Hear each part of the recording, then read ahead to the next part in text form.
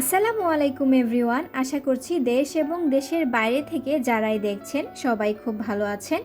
আমি আবারও চলে এলাম নতুন আরেকটি রেসিপি নিয়ে। আজকে আমি পটল দিয়ে একটি নতুন রেসিপি আপনাদের সঙ্গে শেয়ার করব।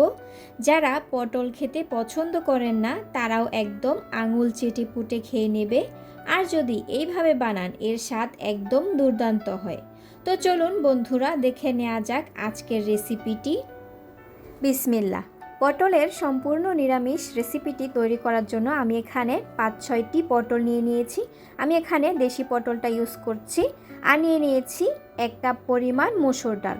আপনারা এখানে বড় বা চিকন সাইজের মসুর ডালটা নিতে পারেন আপনাদের সুবিধা অনুযায়ী। আমি এখানে 1 কাপ পরিমাণ মসুর ডালগুলো ভালো করে পানি দিয়ে ভিজিয়ে রেখেছি 1 ঘন্টার মতো। 1 ঘন্টা পর কিন্তু মসুর ডালগুলো একদম ফুলে উঠেছে, দেখতে পাচ্ছেন। এবার এখানে 3টে কাঁচামরিচ দিয়ে এগুলোকে ব্লেন্ড করে নিব। আর ব্লেন্ড করার সময় কিন্তু আমরা পানি ব্যবহার করব না। বেশি পানি ব্যবহার করলে কিন্তু ডাউল বাটাটা একদম লিকুইড হয়ে যেতে পারে। এর জন্য আমি পানি ছাড়া একটু গাঢ় গাঢ় করে এই ডাউলের পেস্টটা করে নিয়ে এসেছি। দেখতে পাচ্ছেন আমি কীরকম করেছি, আপনারা ঠিক ওই রকমভাবেই করে নেবেন। এবার নিয়ে নিয়েছি পটলগুলো আমি একটি ছুরির সাহায্যে পটলের উপরের ছিলকাটা ফেলে দিচ্ছি। দেখতে পাচ্ছেন আমি কিভাবে ফেলে দিচ্ছি। একে একে সবগুলো পটলের উপরের এই ছিলকাটা ফেলে দিব। উপরের এই ছিলকাটা কিন্তু একটু শক্ত শক্ত লাগে, এর জন্য এটা ফেলে দিলে খুব ভালো হয়। আমি সবগুলো একে একে ফেলে দিচ্ছি বন্ধুরা। দেখতে পাচ্ছেন আমি ফেলে নেওয়া হয়ে আমি পটলের সাইডগুলো কেটে নিয়েছি। এবার এই পটলগুলো আমরা একটি গ্রেটারের সাহায্যে গ্রেট করে নেব। আপনারা আপনাদের সুবিধা অনুযায়ী গ্রেট করে নিতে পারেন। আপনাদের হাতের কাছে যদি গ্রেটার না থাকে তাহলে আপনারা চিকন চিকন করে কিন্তু এই পটলটা করে নিতে পারেন অথবা বেটে নিতে পারেন। আমার কাছে এরকম গ্রেটারের সাহায্যে চিকন চিকন করে নিলে কিন্তু খুব ভালো হয়। এবার আমাদের সবগুলো গ্রেট করা হয়ে এসেছে। এবার এই পটল থেকে আমরা পানিটা বের করে নেব। দেখতে পাচ্ছেন হাত দিয়ে এইভাবে প্রেস করলে কিন্তু পানিগুলো বের হয়ে যাচ্ছে। এই পানিগুলোকে আমরা আলাদা করে নিব। এই পটলের পানিগুলো কিন্তু আমরা ফেলে দিব না, এগুলো এক সাইড করে রেখে দিব। এই পানিগুলো আমাদের পরবর্তীতে দরকার হবে। এবার আমরা গ্রেট করা পটলগুলো নিয়ে নিয়েছি। এর মধ্যে আমি আগে থেকে যে ডাউলের পেস্টটা তৈরি করে রেখেছিলাম ওইটা দিয়ে দিয়েছি। এবার কিন্তু আমরা এতে কিছু মশলা ইউজ করব। প্রথমে আমি পরিমাণ মতো লবণ দিয়ে দিয়েছি আর হাফ চামচের মতো হলুদ গুঁড়ো দিয়ে দিয়েছি। এবার দিয়ে দিয়েছি হাফ চামচের মতো মরিচ গুঁড়ো। এতে আরও দিয়ে দিব ধনিয়া গুঁড়ো আর দিব জিরে গুঁড়ো। রান্নার টেস্টটা দ্বিগুণ করার জন্য আপনারা এখানে কিছু গরম মশলা দিয়ে দিতে পারেন। আমি কিন্তু গরম মশলা দিয়ে দিয়েছি। এখানে আমি একটু গোলমরিচ গুঁড়ো দিয়ে দিয়েছি ফ্লেভারের জন্য, আপনারা চাইলে এটা অ্যাভয়েড করতে পারেন। এবং সর্বশেষে আমি একটু কালি জিরা দিয়ে দিয়েছি। গোটা কালি জিরাটা দিলে কিন্তু খুবই টেস্ট হয়। এবার আমি এই সবগুলো উপকরণ ভালো করে মেখে নিচ্ছি। আপনারা চাইলে এই কাজটি হাতের মাধ্যমেও করতে পারেন, আমি চামচ দিয়ে করছি। এবার এই সবগুলো যখন মাখা হয়ে আসবে তখন কিন্তু এতে আমি একটু শুকনো চালের গুঁড়ো দিয়ে দিব। আমি এখানে 3 চামচের মতো শুকনো চালের গুঁড়ো দিয়ে দিয়েছি। শুকনো চালের গুঁড়োটা যদি আপনারা না পান তাহলে কিন্তু আপনারা এখানে বেসনটাও ইউজ করতে পারেন। চালের গুঁড়োটা দেওয়া হলে আমি এতে সামান্য পরিমাণ চিনি দিয়ে দিয়েছি। চিনিটা দিলে কিন্তু এর টেস্টটা দ্বিগুণ হয়ে যায়। আমি এই শুকনো উপকরণের সাথে এই লিকুইডটা ভালো করে মেখে নিচ্ছি চামচের সাহায্যে। মেখে নেওয়া হলে আমি এদিকে চুলায় একটি প্যান বসিয়ে দিয়েছি। এতে আমি পরিমাণ মতো সর্ষের তেল দিয়ে দিয়েছি। এই রান্নাটি আজকে আমি সর্ষের তেল দিয়ে করব। এবার এগুলোকে হাতের মাধ্যমে শেপ দিয়ে দিব পাকোড়ার মতো। দেখতে পাচ্ছেন আমি কিভাবে শেপটা দিয়ে দিয়েছি। খুব সহজে কিন্তু এভাবে পাকোড়াটা বানিয়ে নেওয়া যায়। আমি একে একে সবগুলো পাকোড়া তেলের মধ্যে দিয়ে দিচ্ছি।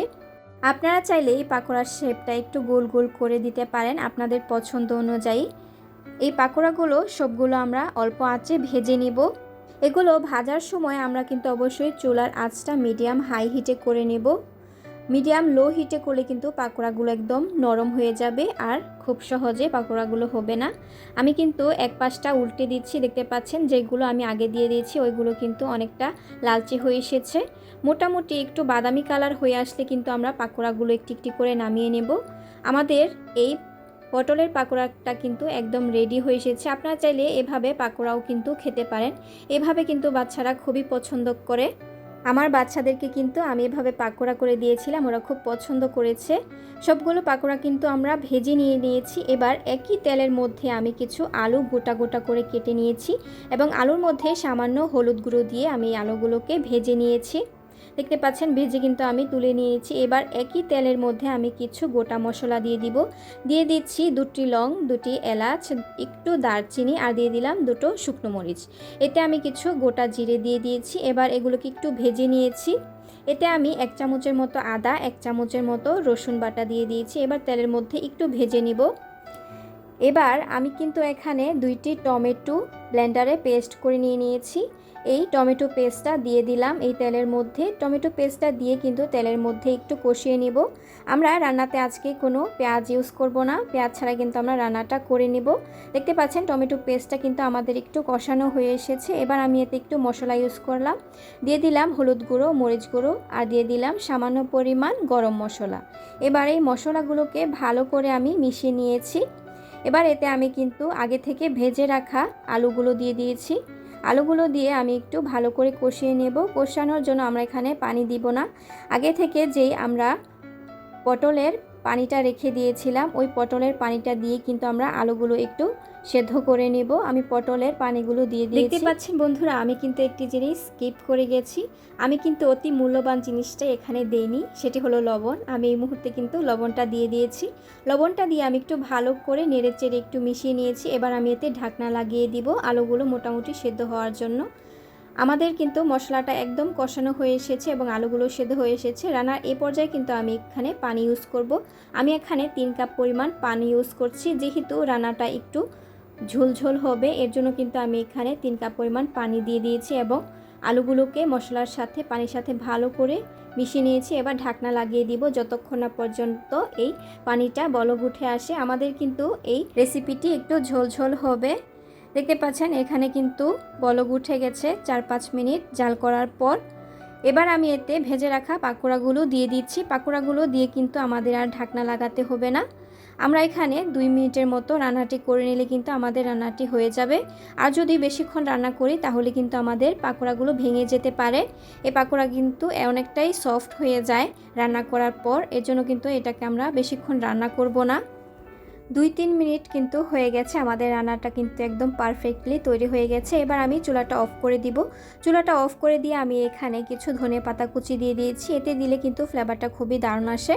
আমি ধনেপাতাগুলো দিয়ে নামিয়ে নিয়েছি। এবার পরিবেশন করে নিয়েছি। দেখতে কিন্তু খুবই লোভনীয় হয়েছে। পটল দিয়েও যে এরকম দুর্দান্ত একটি রেসিপি তৈরি করা যায় তা কিন্তু আমার আগে জানা ছিল না। পটলের এরকম দুর্দান্ত রেসিপিটি কিন্তু আমার কাছে খুবই ভালো লেগেছে এবং আমার বাচ্চারাও কিন্তু খুবই খেয়ে প্রশংসা করেছে। তাহলে আপনাদের কাছে এই রেসিপিটি কেমন লেগেছে তা কিন্তু আমাকে অবশ্যই কমেন্ট বক্সে জানিয়ে দিবেন। আর যদি ভালো লেগে থাকে তাহলে লাইক করতে ভুলবেন না। এই পটলের সিজন থাকতে থাকতেই কিন্তু আপনারা এরকম পটলের রেসিপিটি বানিয়ে উপভোগ করতে পারেন। তো বন্ধুরা, যারা আমার এই রেসিপিটি দেখছিলেন এতক্ষণ তাদেরকে জানাই অসংখ্য ধন্যবাদ। যারা আমার চ্যানেলে নতুন তারা কিন্তু অবশ্যই সাবস্ক্রাইব করে বেল আইকনটিতে ক্লিক করে রাখবেন। দেখা হবে অন্য কোনো দিন অন্য আরেকটি নতুন রেসিপি নিয়ে। আমি বিদায় নিচ্ছি। সুরমি ইসলাম। আসসালামু আলাইকুম। আল্লাহ হাফেজ।